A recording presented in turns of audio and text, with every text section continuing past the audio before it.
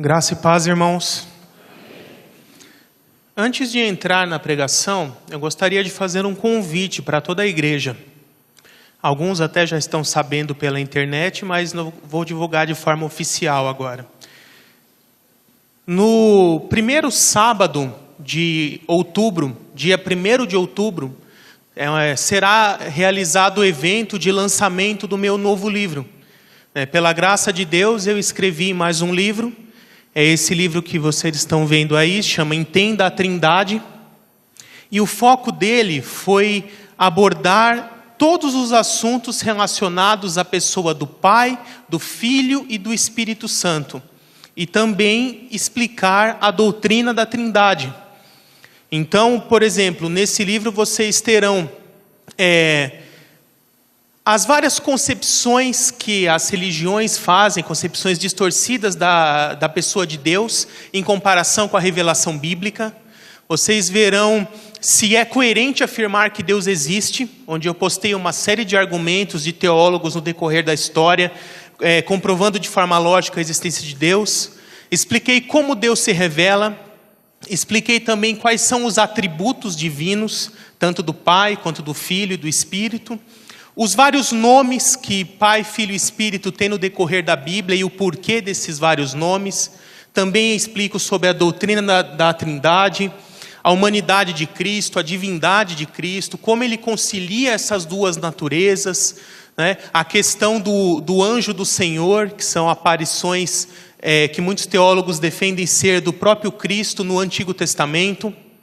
Sobre o Espírito Santo, os nomes e símbolos do Espírito Santo, a personalidade dele, a divindade dele, os dons e o fruto do Espírito Santo.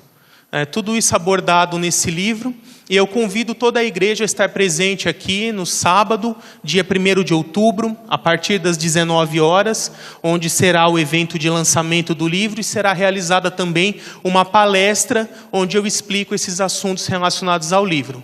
Amém? E vocês fiquem à vontade também para convidar qualquer pessoa de outra igreja, amigos, parentes. O evento é livre. Vamos abrir as nossas Bíblias em Mateus 16, versos 13 a 17. Porque eu quero iniciar essa mensagem fazendo uma pergunta. Quem é Jesus para você? É fundamental para todo e qualquer cristão ter a resposta para essa pergunta. Mas não nos adianta ter somente uma resposta decorada para isso. Ah, Jesus é Deus, Jesus é o Cristo, Jesus é o Salvador. Uma simples resposta decorada não é o suficiente para salvar uma pessoa. Mas é necessário que se tenha um verdadeiro relacionamento com essa pessoa, conhecendo ele de forma prática, e não só com uma definição teórica que você pode ler em qualquer livro ou ouvir de outra pessoa. Então você já parou para pensar isso? Quem é Jesus para você? Certa vez, o próprio Senhor Jesus fez essa pergunta aos seus discípulos, e é o texto que nós vamos ler. Mateus 16, versos 13 a 17, diz assim: Chegando Jesus à região de Cesareia de Filipe, perguntou aos seus discípulos: Quem os outros dizem que o Filho do Homem é? Eles responderam: Alguns dizem que é João Batista, outros Elias, e ainda outros Jeremias, ou um dos profetas. Da mesma forma, nós vemos tantas pessoas aí pelo mundo, de diversas confissões religiosas, cada um falando a respeito de quem eles pensam que Jesus é. Mas aqui na continuação do texto, Jesus entra numa parte mais específica. Ele diz assim, está falando aqui aos seus discípulos, aos apóstolos. E vocês, perguntou ele, quem dizem que eu sou? Simão Pedro respondeu: Tu és o Cristo, ou o Messias no original, o Filho do Deus vivo. Respondeu Jesus: Feliz é você, Simão, filho de Jonas, porque isto não lhe foi revelado por carne ou sangue, ou seja, por seres humanos, mas por meu Pai que está nos céus. E aqui nós encontramos a revelação de quem é Cristo, quem é Jesus. O apóstolo Pedro já tinha entendido isso. E por que é tão importante para os cristãos saberem de fato quem é Jesus? Porque nós vemos esse nome Jesus, apenas o nome Jesus, dissociado da pessoa dele, não tem significado algum. Nós vemos tantos grupos religiosos que falam de Jesus. Umbandistas falam de Jesus, kardecistas falam de Jesus, mórmons, testemunhas de Jeová e tantos outros. Até mesmo os muçulmanos falam de Jesus, apenas como um profeta, que segundo eles seria inferior a Maomé. Mas é fundamental entendermos que estes vários Jesus, a quem essas religiões professam, não são o verdadeiro Jesus. São um outro Jesus, uma versão distorcida de Jesus. E a importância disso é tão grande porque, conforme nós entendemos quem é o Jesus verdadeiro, nós nos esforçaremos para serem mais parecidos com esse Jesus a quem nós cremos.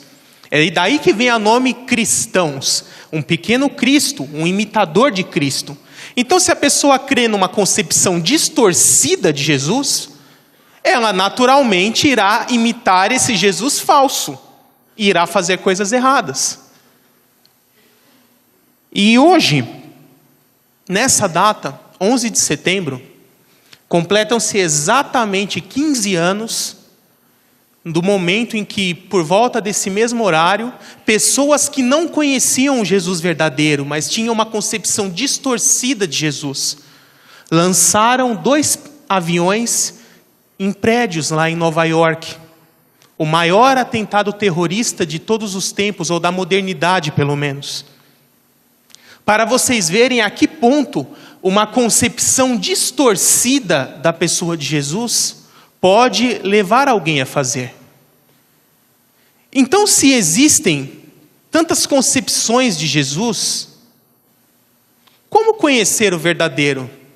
Vocês pensam que essas distorções são novas? Não são.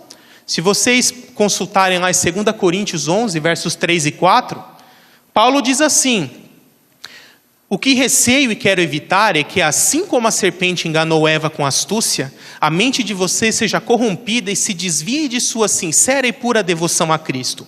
Pois, se alguém lhes vem pregando um Jesus que não é aquele que pregamos, vocês o toleram com facilidade. Então veja que na época de Paulo, já existiam pessoas que pregavam caricaturas de Jesus. Versões distorcidas que não eram o verdadeiro Jesus. Então, como saber quem é o verdadeiro Jesus? O próprio Senhor nos deu essa resposta. Lá em João 5, ele conversando com os fariseus, ele diz assim: como vocês podem não crer em mim, sendo que vocês estudam as Escrituras, e são essas mesmas Escrituras que falam a meu respeito? E aqui está o segredo. O verdadeiro Jesus é o Jesus da Bíblia. A definição correta de Cristo é o Jesus que tem todas as características apontadas na Bíblia a respeito dele. Fora esse, não existe outro Jesus. Esse é o único verdadeiro.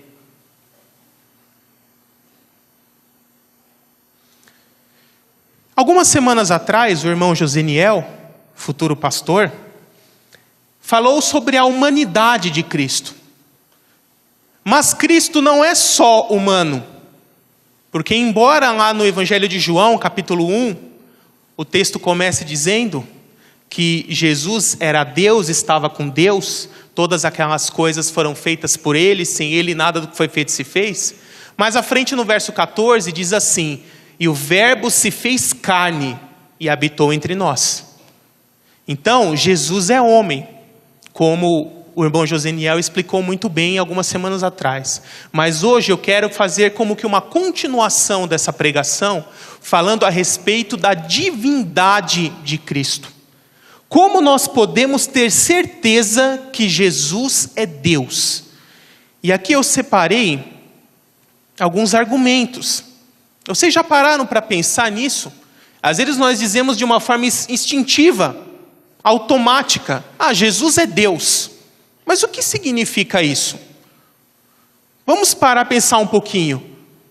O Criador eterno de todas as coisas, em um determinado momento da história, entrou na história, entrou na criação, humilhou a si mesmo e abriu mão da sua glória, se fazendo homem.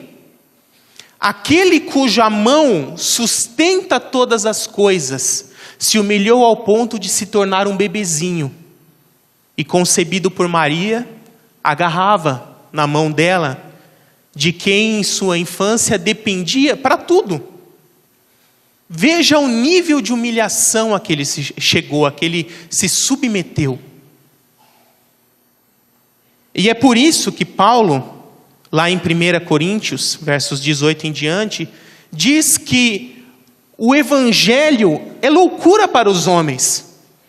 Como é que você vai explicar humanamente, racionalmente, que Deus se fez homem, veio para esse mundo, passou todo tipo de sofrimento, se humilhou e foi morto? E não é qualquer morte, a morte de cruz, que era a pior pena que existia na época.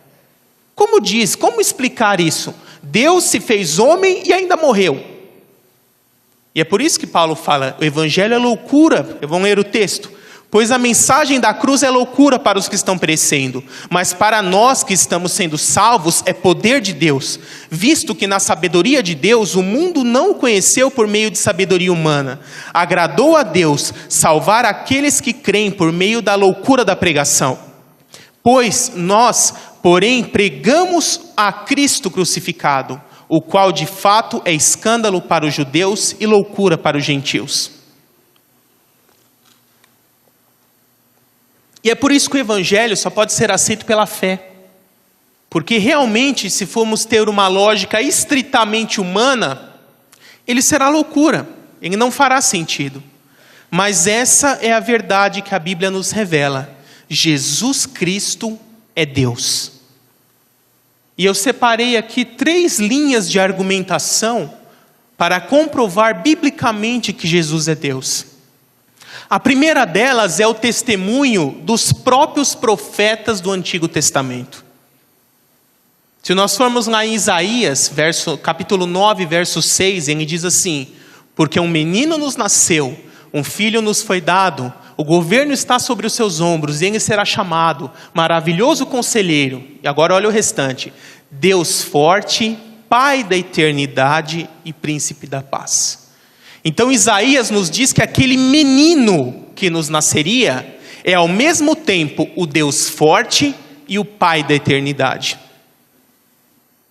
Muitos outros profetas falaram da divindade do Messias, como Miqueias, por exemplo. Miqueias 5:2 diz: Tu, Belém Efrata, a menor cidade dentre todas as de Judá, de ti virá o Redentor. Agora olha o complemento: aquele cujas origens estão nos tempos da eternidade. Quer dizer que aquele menino que nasceria em Belém, a origem dele não foi naquele momento. A origem dele já existia desde a eternidade. Os profetas do Antigo Testamento já falavam da divindade de Cristo. E o próprio Cristo? Será que ele afirmou ser Deus? Em João 9, nós vemos uma discussão ali entre Jesus e alguns judeus, e ele falando de Abraão, e de repente um dos judeus diz assim: mas você não tem nem 50 anos, como conheceu Abraão? Para falar desse jeito, você conheceu Abraão? E olha o que ele responde: em verdade vos digo que desde antes de Abraão nascer, eu sou. Confirmando a sua divindade. Também em Mateus 22, debatendo ali com um outro fariseu, ele pergunta assim: de quem o Messias é filho? E esse judeu responde, ele é filho de Davi, como diz a profecia. Ah, é filho de Davi? Então por que lá no Salmo 110, escrito por Davi, Davi diz assim, eu vou até ler aqui para os irmãos. Deus, né, o Senhor, tudo em maiúsculo, é Deus o Pai, disse ao meu Senhor, Senhor só com S maiúsculo, que é o Messias, senta-te à minha direita até que eu faça dos teus inimigos estrado dos teus pés. Então por que Davi o chama de Senhor, se ele fosse somente filho de Davi? Ele é também filho de Davi na natureza humana, mas o próprio Jesus pega esse texto para mostrar que ele já existia muito antes de Davi nascer, e por isso o próprio Davi o chama de Senhor, mais uma vez confirmando a divindade de Cristo. E nós poderíamos pegar tantos exemplos de que Jesus é Deus. Por exemplo, lá em Atos 20, verso 28, o apóstolo Paulo diz assim, o Espírito Santo os colocou como bispos para pastorearem a igreja de Deus, que ele comprou com seu próprio sangue. Quem derramou seu sangue pela igreja? Foi Cristo. Mas aqui em Atos fala que foi Deus, porque Cristo é Deus. Depois, Filipenses 2, 5-7. Seja a atitude de vocês a mesma de Jesus Cristo, que embora sendo Deus, não considerou o que ser igual a Deus era algo que devia pegar-se, mas esvaziou-se a si mesmo, vindo a ser servo, tornando-se semelhante a homens. Colossenses 2,9, pois em Cristo habita corporalmente toda a plenitude da divindade. Tito 2,13, aguardamos a bendita esperança, a gloriosa manifestação de nosso grande Deus e Salvador, Jesus Cristo. E 1 João 5,20, nós estamos naquele que é verdadeiro, em seu Filho Jesus Cristo. Este é verdadeiro Deus e a vida eterna. Então perceba que os profetas do Antigo Testamento afirmaram a divindade de Cristo, o próprio Cristo afirmou sua divindade, e os apóstolos confirmaram essa divindade. Esse testemunho das Escrituras é muito importante, porque depois lá em 2 Timóteo 3,16, nós vamos ler que tudo que foi escrito é para a nossa edificação. Todo testemunho das Escrituras é para a nossa edificação. Uma segunda linha de argumentação que prova a divindade de Cristo são os atributos divinos. E como eu sei que esse é um tema relativamente complexo, foi um dos que eu mais dediquei a escrever nesse novo livro. Porque tanto o Pai, quanto o Filho, quanto o Espírito têm 12 atributos, 12 características que somente a divindade tem. E quando nós encontramos nas Escrituras Pai, Filho e Espírito demonstrando possuir esses atributos, isso é prova de que eles são Deus. Pode passar o próximo slide. Então, na primeira parte dos atributos, temos aí os atributos chamados naturais, que são relativos à própria pessoa de Cristo. Então, onisciência. Será que Cristo é onisciente? Apocalipse 2:23 diz assim, eu sou aquele que sonda as mentes e os corações, e retribuirei a cada um de acordo com as suas obras. Então Cristo é onisciente. E a onipotência? Colossenses 1:16, todas as coisas foram criadas nele, por ele e para ele. Se ele é o criador de todas as coisas, então ele é onipotente. E a onipresença? Efésios 1:22-23, aquele que enche todas as coisas em toda e qualquer circunstância. Não é Deus que está dentro do universo, é o universo que está dentro da presença de Deus.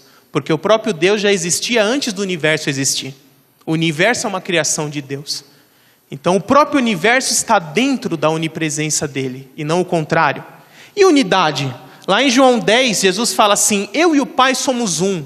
E mais à frente, em João 14, ele diz, quem vê a mim, vê ao Pai. Porque Pai, Filho e Espírito Santo são constituídos da mesma essência, da mesma substância. E por isso estão intimamente unidos e são um único Deus. E quanto à eternidade? Lá em Apocalipse 22:13, Jesus diz, eu sou o alfa e o ômega, o princípio e o fim. Então, com certeza, ele também é eterno. E será que Deus é imutável na pessoa de Cristo? Hebreus 13:8, Jesus Cristo é o mesmo ontem, hoje e para sempre. Então nós temos essa garantia de que o Senhor Jesus Cristo não muda em sua essência, em sua pessoa. Temos uma outra série de atributos, os atributos chamados morais. Estão no próximo slide, relativos à moralidade de Deus. Então o primeiro, santidade. Hebreus 7:26, a respeito de Cristo, diz assim: é de um sumo sacerdote como este que precisamos, santo, inculpável, puro, separado dos pecadores e exaltado acima dos céus. Então Cristo é verdadeiramente santo. E a justiça? O próprio Jesus em João 5 diz assim: o meu julgamento é justo, pois não procuro agradar a mim mesmo, mas aquele que me enviou. E quanto à sabedoria divina, será que Jesus também tem? Lá em Colossenses 2, versos 2 e 3, diz assim: nele estão escondidos todos os tesouros da sabedoria e do conhecimento. Então ele também tem. Será que Jesus é a verdade? Essa é fácil, né? Esse texto aí todo mundo conhece, João 14:6. Eu sou o caminho, a verdade e a vida, e ninguém vem ao Pai a não ser por mim. E quanto à bondade? Jesus diz: eu sou o bom pastor. O bom pastor dá a vida pelas ovelhas. E quanto ao amor? Lá em 1 João 3,16 diz assim: nisto conhecemos o que é o amor. Jesus Cristo deu a sua vida por nós, e devemos dar a nossa vida por nossos irmãos. Então ele, com o seu exemplo prático, nos demonstrou que ele realmente é o amor, a expressão do amor. Eu não entrei muito em detalhes nos atributos divinos, porque aqui não há tempo para isso e também não é o propósito. É muito mais amplo do que essa breve explanação aqui. Mas só para os irmãos terem conhecimento. E o terceiro ponto, que também comprova que Jesus é divino. Olha que interessante. Jesus, o próprio Jesus, nos ensina a orar ao Pai. Você pode pegar lá, Mateus 6, a oração do Pai Nosso. Mas a igreja primitiva, lá no livro de Atos, nas 2 cartas aos Coríntios, nós vemos que os cristãos primitivos oravam a Jesus Cristo, reconhecendo que Ele é Deus. Quando eu era criança e até adolescente, me ensinaram aquela formulinha básica, aquela receita de bolo. Você tem que fazer toda a oração e no final falar em nome de Jesus, amém. Porque senão Deus não ouve. Certo? Não. Errado. E às vezes eu até me lembro disso. Quando eu era criança, às vezes na hora de orar antes de dormir, estava com muito sono. E aí terminava a oração, esquecia de falar em nome de Jesus, amém, e virava para dormir. Aí, alguns minutos depois, vinha aquele clique assim: ih, caramba, esqueci de falar em nome de Jesus, Deus não ouviu, deixa eu continuar a oração. E quantos de nós ainda temos essa mentalidade infantil? Ah, você tem que orar ao Pai em nome de Jesus, senão Deus não ouve. Deus é um robozinho, é um programa de computador. Se você não colocar a variável certinha, ele vai dar erro. Não é assim, irmãos. Cristo também é Deus. Por isso você pode orar diretamente para Jesus, pode orar diretamente para o Espírito Santo, pode orar para o Pai em nome de Jesus. Não se preocupe, todos eles conversam uns com os outros. A mensagem vai chegar. Fica tranquilo que não vai se perder no correio celeste. E os cristãos primitivos, reconhecendo a divindade de Jesus Cristo, oravam a Cristo, clamavam a Ele, invocavam o seu nome. E mais do que isso, eles adoravam a Cristo. Jesus recebe adoração. O próprio Jesus, lá em Mateus 4, também em Lucas 4, quando foi tentado por Satanás, ele fala o quê? Adorará somente a Deus e somente a Ele prestará culto. Será que ninguém da igreja primitiva aprendeu isso? Porque ele ensina que é para adorar e prestar culto só a Deus, e alguns anos depois a igreja está em massa adorando a Cristo e prestando culto a Cristo. Como entender isso? porque o próprio Cristo é Deus. E nós vemos tantas citações, até nos evangelhos, Jesus Cristo sendo adorado, mas eu vou ler para vocês a continuação de Filipenses 2, eu já li os primeiros versos, vou ler na sequência, diz assim: Deus o exaltou à mais alta posição e lhe deu um nome que está acima de todo nome, para que ao nome de Jesus se dobre todo o joelho nos céus, na terra e debaixo da terra, e toda língua confesse que Jesus Cristo é o Senhor, para a glória de Deus Pai. Então é o próprio Deus que ordena que todos nós adoremos a Cristo, porque Ele é Deus também. E não só nós, mas até os anjos adoram a Cristo. Porque o autor aos Hebreus, no capítulo 1, faz uma citação do Antigo Testamento que diz assim: quando introduz o primogênito no mundo, diz que todos os anjos o adorem. Então toda a criação adora a Cristo. É por isso que o texto diz: nos céus, na terra e até debaixo da terra, se referindo aqui ao Hades, ao mundo dos mortos. Até aqueles que já morreram devem adoração a Cristo, porque Ele é Deus. E Ele também tem poder para perdoar pecados. Ele recebe orações, recebe adoração e perdoa pecados. É interessante que lá em Mateus 9, nós vemos um evento em que Jesus está num local onde tem ali um aleijado, e o aleijado pede ali para ser curado, e Jesus, na presença de todos eles, diz assim: os seus pecados estão perdoados. E isso choca os judeus que ali estavam, porque eles sabiam claramente que somente Deus tem poder para perdoar pecados. E aí eles começam a questionar, falam: que blasfêmia é essa, você dizer que tem poder para perdoar pecados? Você pensa que é Deus? Em outras palavras, o que os judeus disseram ali foi isso. E aí Jesus diz assim: o que é mais fácil? Dizer perdoados estão os seus pecados, ou dizer levanta e anda? Para que todos saibam que Cristo é Deus, Ele dá uma ordem àquele coxo. Ele não precisa nem tocar naquele coxo, Ele dá só uma ordem: levanta, pega a tua maca e anda. E ele imediatamente foi curado na presença de todas aquelas pessoas, apenas com uma ordem. Então Jesus é Deus, Ele tem poder para perdoar pecados. Ninguém pode ir contra uma ordem do Senhor. Até mesmo os poderes da natureza. Lembram-se daquele episódio onde eles estavam no mar da Galileia e uma forte tempestade assolava aquele barquinho? E os apóstolos pediram ajuda e ele simplesmente levanta e ordena que o vento e o mar se acalmem. E imediatamente se fez bonança.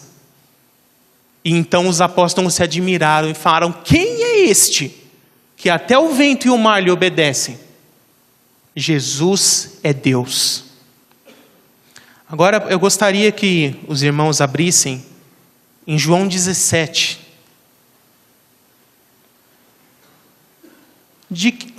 Qual é o valor de conhecermos a Cristo, de sabermos exatamente quem Cristo é? O próprio Jesus nos revela essa. Em João 17, Jesus ali no jardim do Getsêmani faz uma oração, momentos antes de ser preso, para depois ser crucificado. E ele começa essa oração, lá em João 17, dizendo assim: Pai, chegou a hora, glorifica o teu filho, para que o teu filho te glorifique. Pois lhe deste autoridade sobre toda a humanidade, para que conceda a vida eterna a todos os que deste. Você quer saber o que é a vida eterna? O verso 3 vai explicar. Esta é a vida eterna, que te conheçam, o único e verdadeiro Deus, e a Jesus Cristo a quem enviaste. Então essa é a importância de conhecer a Deus, de conhecer a Cristo. Porque conhecer a Cristo é o que nos trará a vida eterna. Porque aquele que verdadeiramente conhece a Cristo, ele se lança aos pés de Cristo. Ele entrega a sua vida a Cristo. Ele imediatamente deseja estabelecer um relacionamento íntimo, vivo e verdadeiro com a pessoa de Cristo. E Cristo o aceita e o acolhe. E a pessoa que conheceu a Cristo, mesmo se vier a morrer, ele ainda viverá. Porque quando o Senhor Jesus voltar, aqueles que morreram nele ressuscitarão dentre os mortos e viverão com ele por toda a eternidade.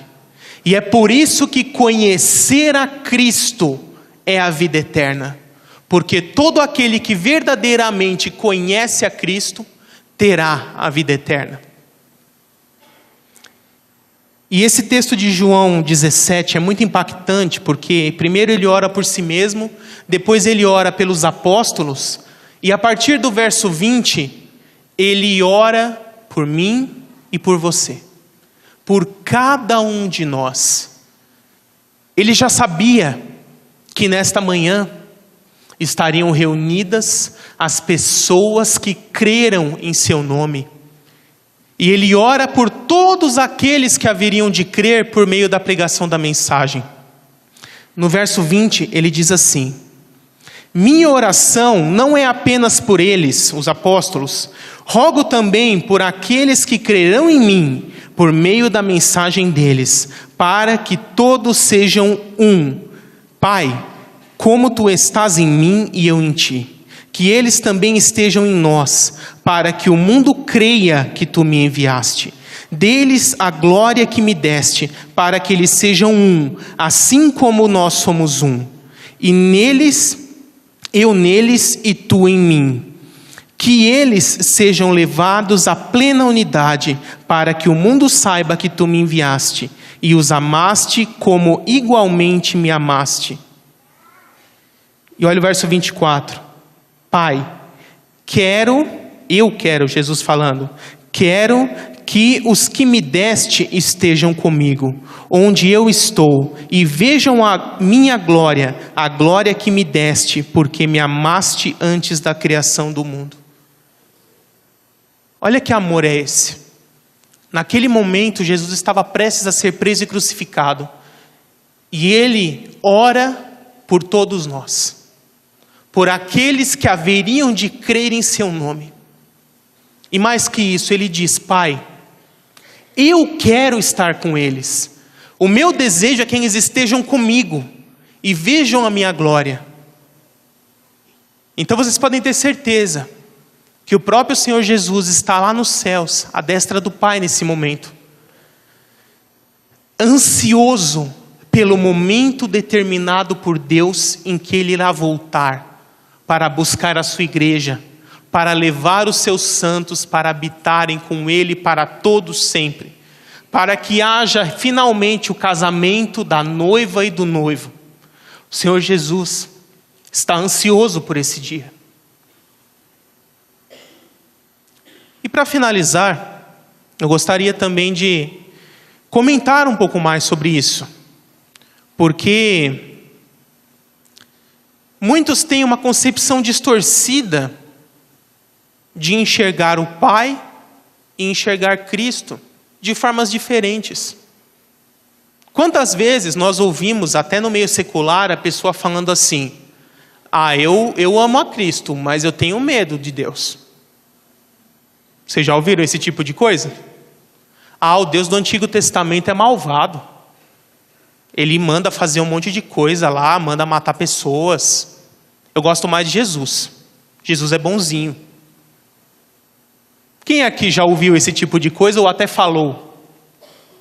Mas isso é uma ilusão, irmãos. Jesus e o Pai são exatamente iguais. O mesmo tanto que o Pai ama, o Filho ama.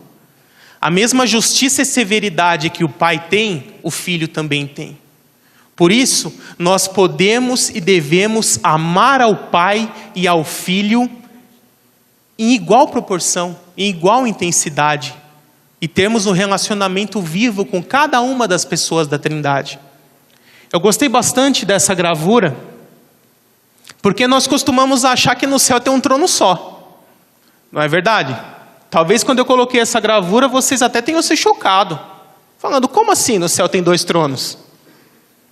Mas sabe o que Jesus disse? Lá em Apocalipse 3:18, ele diz assim: ao que vencer, darei que se assente comigo em meu trono.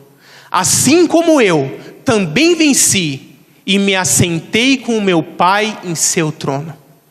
Quem tem ouvidos, ouça o que o Espírito diz às igrejas. Então a ideia de trono não é a cadeira, mas é o lugar de autoridade, o lugar mais elevado. Cristo está à destra do Pai, reinando soberano sobre todas as coisas, igual ao Pai. E se você prestar um pouquinho mais atenção, o Espírito Santo, em forma de pomba, está ali no colo do Pai.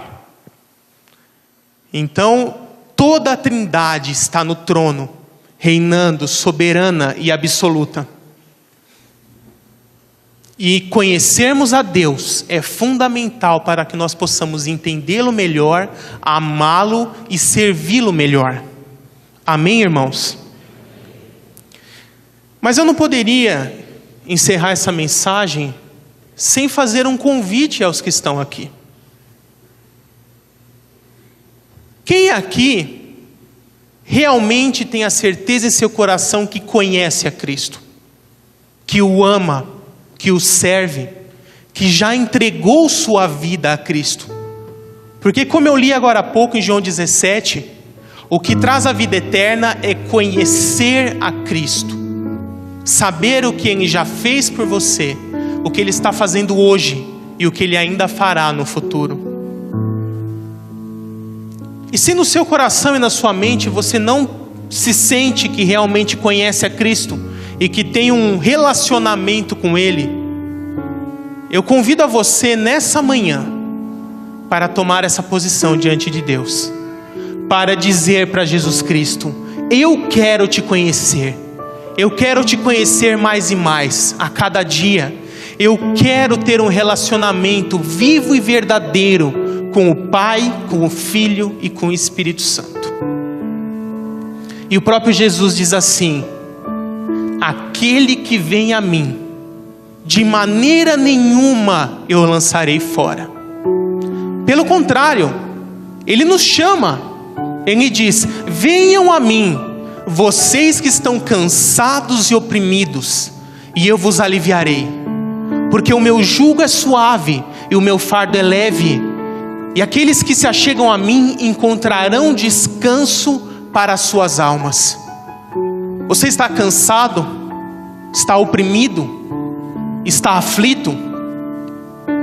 Venha para Jesus, porque Ele tem o consolo para tudo isso.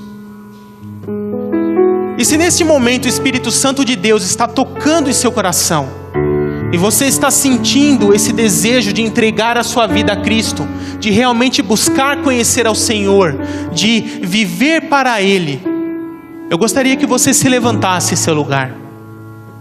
Deixe o Espírito Santo convencer você, porque o Espírito Santo é quem convence o mundo do pecado, da justiça e do juízo de Deus.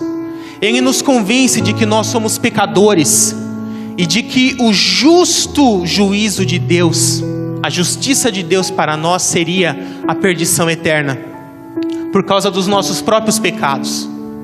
Mas Ele fez tudo o que estava planejado já por Ele desde a eternidade, para que nós pudéssemos ser livrados dessa condenação. E Ele chama: venham a mim, vocês que estão cansados e oprimidos, e eu vos aliviarei.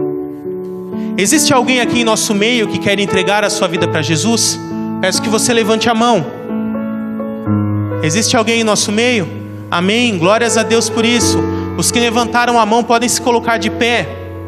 Ainda dá tempo. Mais alguém quer entregar a sua vida a Cristo? Quer conhecê-lo como verdadeiro Deus, como autor e consumador da salvação e da vida eterna? Mais alguém? Amém, irmãos. Os que se levantaram, venham aqui à frente, por favor. nós gostaríamos de fazer uma oração junto com vocês. E se alguém estava indeciso e sentiu vontade de vir, pode vir também, dá tempo. Aproveite a oportunidade que Deus está te dando, porque você não sabe se terá outra. É só Deus quem sabe.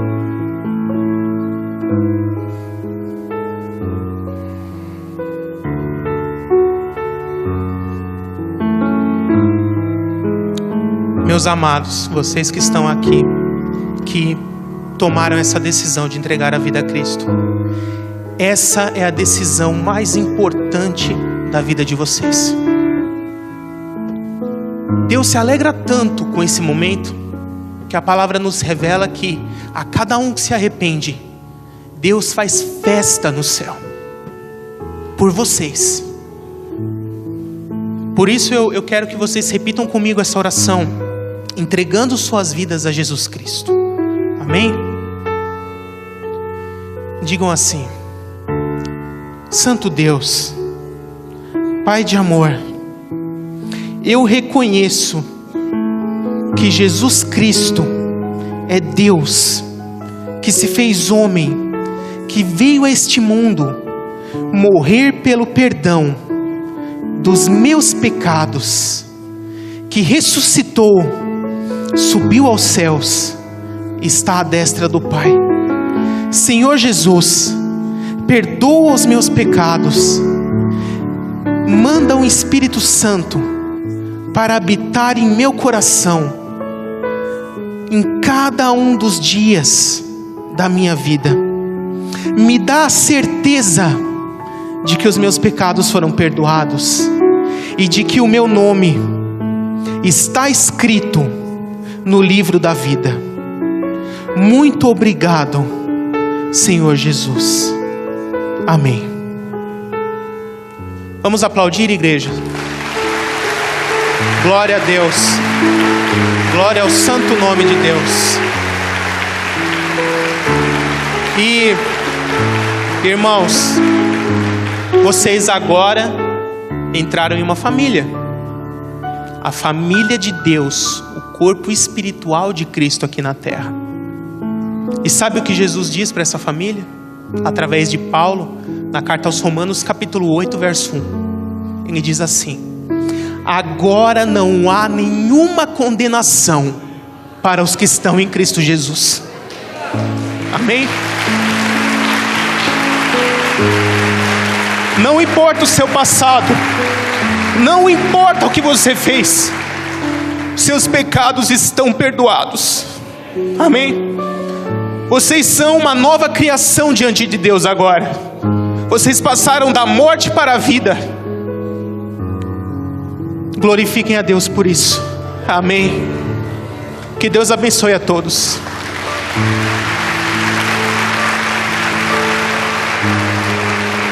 Amém.